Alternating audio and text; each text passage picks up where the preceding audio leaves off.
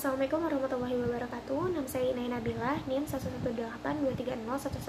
Saya dari kelompok 5 pendaftaran tanah, dan saya akan menjelaskan hubungan negara dengan tanah. Yang pertama itu, pada masa kolonial Belanda terdapat 4 karakteristik yang sangat melekat pada hukum agraria. Yang pertama itu ada eksploitasi, yang kedua itu ada dependensi, yang ketiga itu ada eksterminasi, dan yang keempat itu ada dominasi. Nah, keempat karakteristik ini sangat dipengaruhi oleh hukum politik agraria, yang mana sangat mempengaruhi prinsip jual. Dapat dilihat dari negara pada saat itu sangat memegang kedaulatan tertinggi, sehingga negara itu memiliki hak-hak penuh atas tanah yang berada di Indonesia. Nah, bagaimana masyarakatnya sendiri? Masyarakatnya sendiri itu hanya sebagai penggarapnya, dan masyarakat itu harus membayar sewa sebagai pajaknya. Nah, kalau kita lihat dari era setelah masa kolonial Belanda, masyarakat itu dapat memiliki hak-hak atas tanahnya mereka, namun harus melewati syarat serta prosedur yang berlaku pada saat itu, dan sudah diatur oleh Undang-Undang Nomor 6 tahun 1960 yang diatur oleh Undang-Undang Pokok Agraria. Nah, bagaimana prosedur serta syaratnya? Mari simak penjelasan dari teman-teman saya. Terima kasih. Untuk sistem pendaftaran tanah di Indonesia yang sering digunakan di Indonesia ada dua, yaitu sistem sporadik dan sistem sistematik.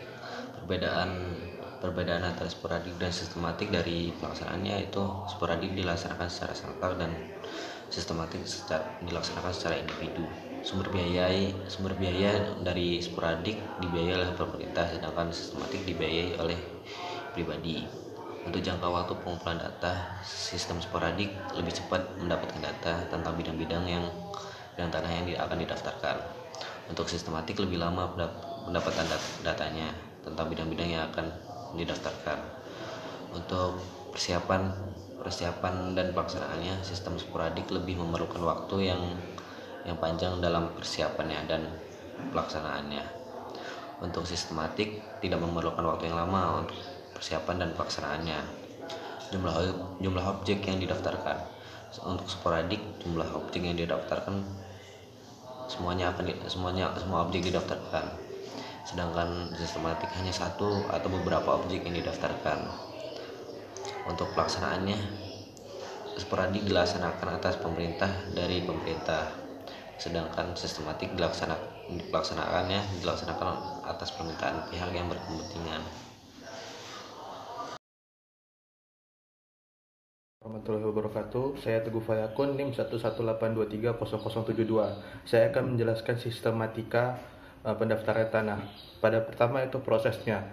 Yang pertama dalam proses ada pengumpulan data dan pengolahan data fisik. Dari sini dikumpulkanlah data-data fisik berupa seperti identitas ataupun bukti-bukti yang menguatkan bahwa itu adalah tanah. Habis itu yang kedua adalah pembuktian hak dan pembukaan penerbitan. Nah, pembuktian hak ini dilakukannya survei langsung ke sana untuk membuktikan apakah benar atau tidaknya tanah tersebut punya milik yang ingin mendaftarkan tanah. Yang ketiga, penerbitan sertifikat. Nah, penerbitan sertifikat ini setelah sudah terbukti barulah diterbitkan sertifikat tanahnya. Yang keempat, penyajian data fisik dan yuridis. Yang kelima, penyimpanan daftar umum. Nah, setelah semua itu sudah diterbitkan, maka akan disimpan di pemerintah, yaitu itu pihak-pihak yang terlibat. Nah, pihak-pihak yang terlibat itu ada Kementerian Agraria atau Tata Ruang, BPN, kepala desa atau kecamatan, dan warga pemohon. Nah, ini berguna sebagai pembuktian kalau bahwa tanah itu benar atau tidak milik dia. Jika tidak ada saksi atau bisa dibilang sebagai saksi mata bahwa tanah ini milik dia atau tidak. Ya, sekian dari saya. Wassalamualaikum warahmatullahi wabarakatuh. Ini saya akan menjelaskan tentang hak-hak atas tanah. Hak atas tanah yaitu hak yang memberikan wewenang kepada seseorang untuk mempergunakan atau memanfaatkan tanah tersebut. Nah, hak atas tanah itu menurut pasal 16 dan pasal 53 Undang-Undang Pokok Agraria itu ada hak sewa, hak membuka tanah, hak memungut hasil hutan, hak guna milik, hak guna usaha, hak guna bangunan, dan hak pakai, serta hak-hak lain yang tidak termasuk dalam hak-hak tersebut di atas yang ditetapkan oleh undang-undang, serta hak-hak yang sifatnya sementara sebagaimana disebutkan dalam pasal 53.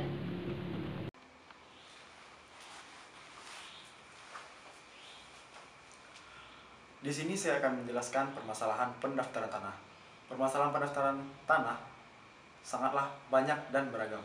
Namun, kami hanya mengambil 2 sampel permasalahan, yakni yang pertama, hak atas rumah susun, dan yang kedua, tumpang tindih bidang tanah. Kita masuk yang pertama, hak atas rumah susun. Pada rumah susun tersendiri, memiliki sistem kepemilikannya yang berbeda dengan sistem pemilikan rumah pada umumnya. Pada rumah susun tersendiri ditegaskan bahwa hak kepemilikan atas satuan rumah susun atau sarusun merupakan hak milik yang bersifat perseorangan yang terpisah dengan hak bersama atas bagian bersama, benda bersama, dan tanah bersama. Nah, permasalahan yang muncul adalah bagaimana jika terjadi bencana, anggaplah bencana gempa bumi, lalu rumah susun tersebut roboh. Lantas bagaimana dengan sertifikat hak milik satuan rumah susun tersebut? Jawabannya ada 2. Yang pertama, jika rumah susun masih dalam proses pembayaran atau belum lunas, maka yang bertanggung jawab adalah pihak pengelola untuk membangun rumah susun tersebut kembali. Namun, jika satu rumah susun tersebut telah lunas dan pemilik telah mendapatkan sertifikatnya, maka hak pemilik satuan rumah susun terhadap sarusun akan berakhir atau hapus. Hak-hak yang melekat di atas hak milik atas satuan rumah susun akan hilang karena objeknya telah hilang atau musnah yang disebabkan oleh bencana alam, sehingga pemilik tidak dapat membuktikan kepemilikan satuan rumah susun dengan sertifikat karena kepastian objek dalam sertifikat hak milik atas satuan rumah susun telah musnah atau hilang. Maka akibat hukumnya secara otomatis hak-hak yang melekat di atas hak milik atas satuan rumah susun berakhir. Hanya saja hak atas tanah bersama masih dimiliki dengan proporsional tertentu. Nah, kita masuk ke masalah yang kedua, yakni tumpang tindih bidang tanah. Tumpang tindih bidang tanah ini dapat disebabkan oleh banyak faktor.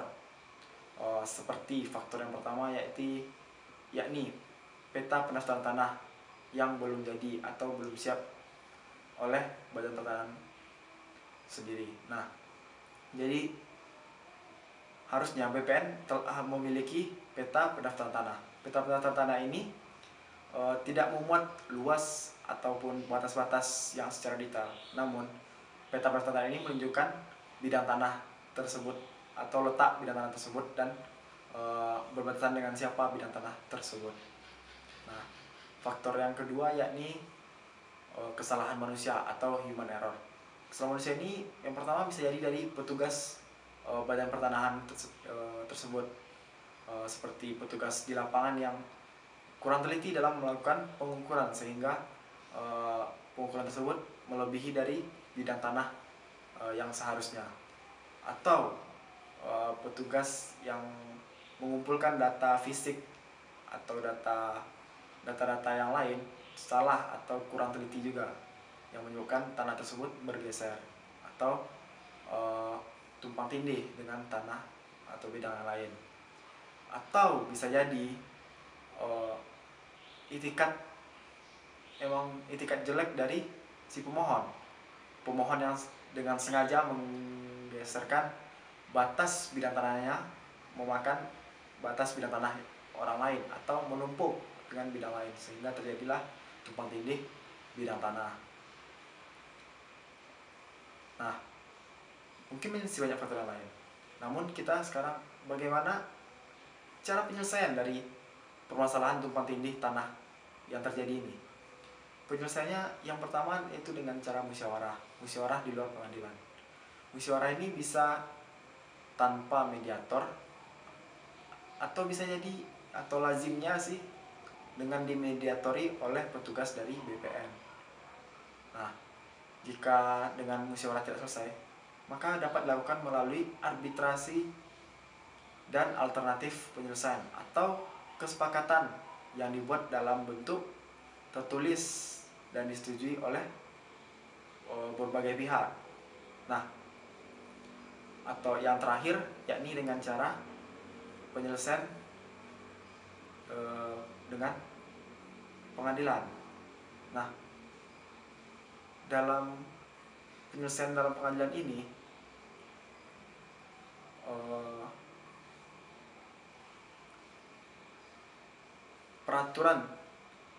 dalam peraturannya menjelaskan bahwa sertifikat merupakan tanda bukti yang memuat data fisik dan data yuridis. Jadi, selama data fisik dan data yuridis sesuai dengan surat ukur dan buku tanah yang diarsipkan di Badan Pertanahan, maka pemilik itulah yang benar atas atau berhak atas tanah tersebut. Nah, sekian dari saya. Terima kasih.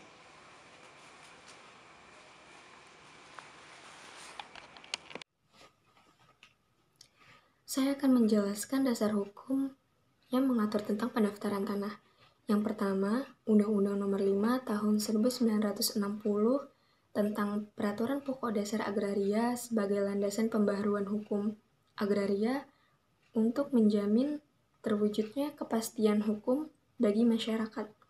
Yang kedua, Undang-Undang Pokok Agraria Pasal 19 Ayat 1 yang menyatakan bahwa untuk menjamin kepastian hukum, pemerintah melakukan pendaftaran tanah di seluruh wilayah Indonesia yang diatur oleh peraturan pemerintah. Yang ketiga, Peraturan Pemerintah Nomor 24 Tahun 1997 Pasal 5 dan 6 yang mengatur tentang pendaftaran tanah yang dilakukan oleh Badan Pertahanan Nasional. Yang keempat, ada Peraturan Menteri Agraria atau Kepala Badan Pertahanan Nasional Nomor 3 Tahun 1997 tentang ketentuan pelaksanaan Peraturan Pemerintah Nomor 24 Tahun 1997. Yang kelima, Peraturan Pemerintah Nomor 37 Tahun 1998 tentang Peraturan Pejabat Pembuat Hak Tanah.